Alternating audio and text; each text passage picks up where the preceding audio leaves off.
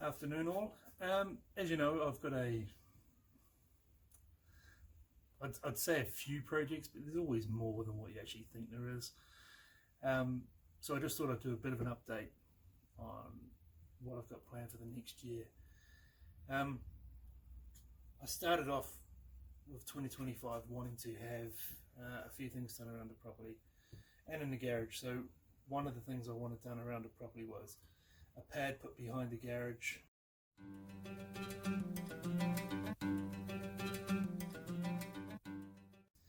You know, some digging up around the deck and out the front for parking.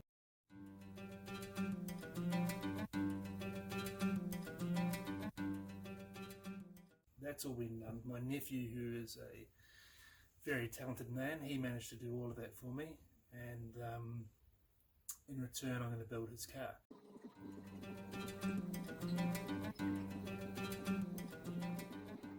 I also wanted to put a garage door on the back of the garage so you can actually get through. There's no way of getting around it, and when the ambulance is in front of the garage you can't get in and out either. So for room, what I wanted to do was put a garage door at the back so you can push a car, even two cars out, and then you can have a garage free. They're out the way then, and it's actually working really, really well because it gives me all the room in here to work around it then. So you can just basically have one car in here and go from there, and the other ones are safe out the back. So that's all done. The other thing I wanted to do was have a massive clean up and paint the garage.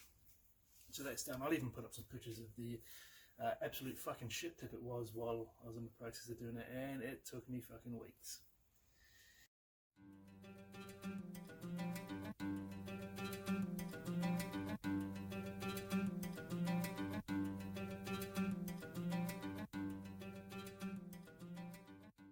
I've had to write all this down on the laptop because there's just so much. When it comes to Norm and the ambulance, the engine's almost done. I've got a few heater hoses to turn up and stuff, but I really want to get that. I want to hear it run. I want to start it on the engine stand before I even think about putting it back in the ambulance, because I want to know that it's right before I do that. It's a bit of a pain in the ass to get it in and out of there. The other thing I want to do with that is go through it all, because last time I was speaking to the previous owner about it, he said he might not have done up many bolts underneath there, including the petrol tank and the front subframe.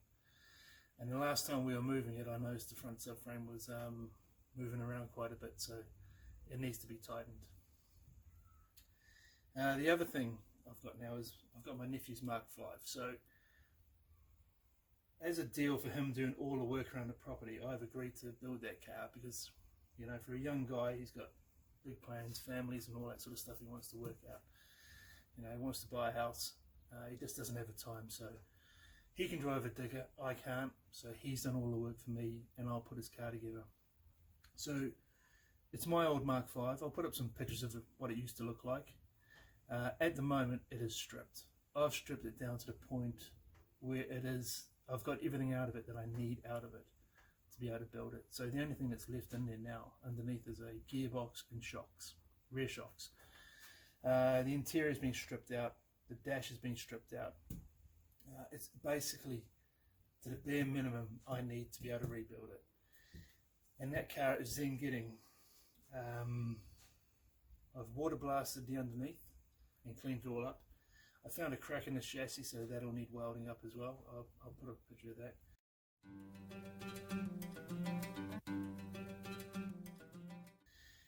It's going to get fully undersealed. It's getting a fully rebuilt diff, which I'll show you now.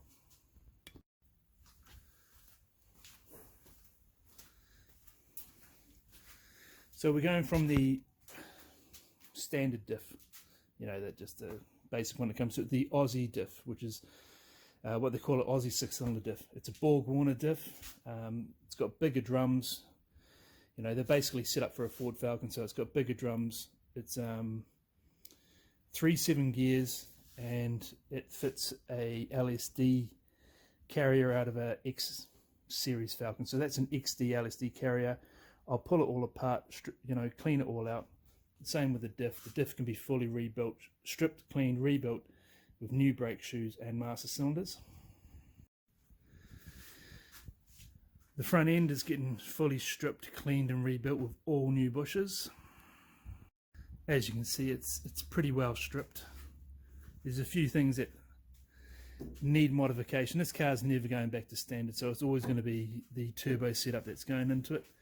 So in order to have room for the radiator and intercooler and the water pump and pulley, my setup, I run a Davies and Craig electric water pump, so I have a bit more room. I just want to make sure that I've got the room for him in here. So I'm going to sink the intercooler right in there. I might trim some of this out and remake it so that the radiator itself can sit back as far as I need it. And then I should have the room I need. But as you can see, she's pretty well stripped. It's not bad, this car. The exterior, you know, it's all original paint. It's almost see-through. It's been washed so many times. But once everything's done, it'll be clean and tidy. The interior will be back to normal, and all it'll be left to do is just basically the paint, which I think he might just get it panel beaded, cleaned it all up and wrapped. Years ago when I owned it, I stripped it all out and I actually bed lined the inside, so it's not too bad. But obviously the dash, everything needs to be put in there. There's getting the ECU in there, a couple of gauges. Batteries going in the boot, so there is some wiring that needs to be run, and obviously the wiring for the ECU for the fuel pump as well. So as well as the diff and the front end getting rebuilt, is also getting the drive shaft hoops out of my car. Here in New Zealand, as soon as you modify a car to have certification, you've got to have drive shaft loops. They're just designed to basically stop your drive shaft falling out, digging in the ground, catapulting the car, or just absolutely wrecking your life. If you've got a one-piece drive shaft, you need one. Two-piece drive shaft, you need two. I don't know what drive shaft I'm putting in mine at the moment, so I've made them for mine, and his will be using them. So his car will be done before mine, so I'm just going to put the ones out of mine and his, maybe even the drive shaft. So he's getting my drive shaft loops. He's getting the EFI fuel tank setup that I made up for mine. It's getting new fuel lines, battery in the boot, new carpet, full turbo Pinto build, better front brakes. It's getting the ECU and wideband setup out of mine because I know it runs. It hasn't been fully tuned, but I know it starts and it runs.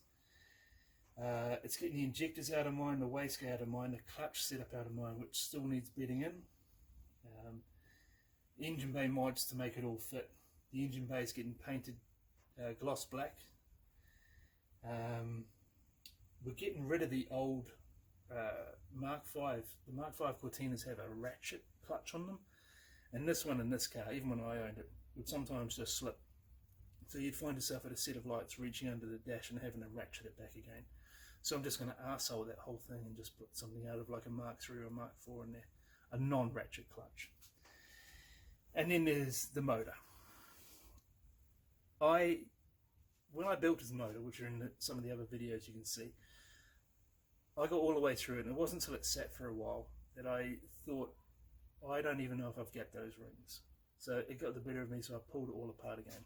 So that's his motor now. It's mostly all put together, and we do have nearly everything. So there's all the bushes and everything for his car, the intercooler, the radiator, what we're going to use for making fuel lines, header tanks, pretty much got everything we need. The ECU, the wideband, the motor's almost back together, and everything else is sitting down here for it. So I'm pretty confident I have probably 90% of the stuff, maybe just hoses, to get that motor built, ready to go back in the car. So with all the stuff out of my green one, even though that car was running, you know, it's been tested, it was running, it was driving, it was almost ready to at the point where it needed a good proper tune and then be certified, road legal. Me being me, I decided then is a good time to pull the engine out and upgrade things before it goes for a cert. So most of the stuff that I know runs in mine is going into my nephew's car, and then the plan for mine is it's getting a few upgrades. So I had a motor, there's a video of that I made of putting under piston oil squirters into a Pinto block. That's a block I'm going to be using. So that block has forged rods and Cosworth pistons. It's going to get a big valve head that I'm going to port myself. I might get PK at Canelli Cams to regrind me a cam more suitable for what I want, because I'd like something that's going to handle a lot of boost, be high compression, and around about a 7,000 RPM limit. So I'm hoping he can help me with that. I'd like it to be quite good off boost as well as on boost. So the turbo that I was running on mine is now on the diesel motor for Norman the Ambulance, and I managed to find myself an Evo 8 RS turbo. So it flows the same, produces the same sort of horsepower, but it's faster responding. So with the ITB setup and the Evo turbo that was on mine before, it started making boost around about 2.2. So this should be around about the same, if not a little bit lower, but make peak boost faster than the other one. I've decided to go for Max ECU. I've gone for the Max ECU Race ECU. There's a few reasons for that. I want to drive by wire. I want to try and have cruise control. You know, anti-lag. I want as many things as I can, but one of the things that it does do is that it will control a ZF 8HP transmission, so you can make it sequential. I was planning on putting one into this car, but I think I might be biting off more than I can chew. So the ECU is there for it at a later date, but it meant I would have to make a adapter plate. I was going to go for a Dodge Ram ZF 8HP. I'd have to make a adapter plate for the trans to the motor. Wasn't too sure where the starter motor would be and if it would interfere with things. I would have to make an adapter for the torque converter, and then the Max ECU would control the TCU in the transmission. So you could make it, you know, you could buy a dial, you could have lazy old automatic all the way to fully sequential 8-speed, and you can even put a drive-by-wire clutch in it, so you can have the feel of a clutch and do clutch kicks and all sorts of stuff. But I decided not to. So what I am going to put in it instead is a old Toyota Celica 5-speed. I managed to find a friend of mine had a old Celica 5-speed, a W50 steel box. So I have the 5-speed. Another mate of mine had an old Bello alloy Bauhausen for a W50 to Pinto, once it focuses. So I've got that there, and AliExpress had its finest shifter for it as well. There's the Max ECU. There's a new fuel pump in there. I'm actually putting I'm going to retrofit that, once it focuses again, that fuel pump into a 1965 Mustang drop tank, and I'm going to sink that through the floor of the boot. So no more wheel well, it'll just have a drop tank in it instead. Got some bushes as well. Some new, while I was ordering those bushes for my nephew, I got myself some new subframe bushes for mine, which I never did before, and a full set of rear bushes for the rear end as well. So I will pull the rear end out of mine and bush that up as well. So that's a motor that's going in mine, and all the bits for mine are down there. So there's two motors to build. There's the ambulance to sort out, and then there's two cars to build. One almost completely. The other one's just getting a few upgrades, but still needs a fair bit sorted out. I gave my nephew, you know, a time frame of roughly a year. I do have a full-time job, and it's only the weekends that I'm in here. So I said a year. Ideally, what we want is next year, October next year, is the Cortina Nationals here in the South Island, New Zealand, is to have both these cars legal, drivable to take up there. So that's not a bad time frame. I think if I was going to be playing with the ZF 8-speed, it would have pushed that way out on mine. Whereas I think it's highly doable. His will be easier than mine, because all the stuff I know out of mine that runs, I'm just going to put in his, and then mine will still be a lot of figuring out. But that's just because I'm stupid and I can't leave things alone. So as soon as I got mine going, I realised there was more I wanted. and drive-by-wire was a big one for me. I'd like to have a play with that. Then apart from that, the only other thing is the supercharger setup. I've been playing with that on and off for a little while now. I don't know if I'm even going to finish it, so I might just pass it on to someone, sell it on as it is, in bits, with all the bits there. Otherwise, it might just sit here forever until I decide to touch it. That's about it, really. That's kind of everything up to date. A couple of ambitious plans. You know, I probably said way too many times in this, but I'm not going to go out of my way to go through it and edit it so they're not in there. You just have to put up with it. But that's kind of it. There's a few turbo pinto cortinas in the build at the moment as well, which I like watching. So if you do enjoy that sort of stuff, there's two at the moment. There's Stavjet in Australia that's building a 2-litre pinto turbo in a Mark III, or as they call them, a TC or TD cortina. And then there's a couple of guys in the UK, I think it's Classic Car Bunker. I'll put some links in the description anyway. And they're building a turbo pinto Mark V cortina. So these are the plans. I will just do the videos now from this point onwards as Mark V Cortina Turbo and Mark III Cortina Turbo, and then we'll just go from there. Thanks for watching.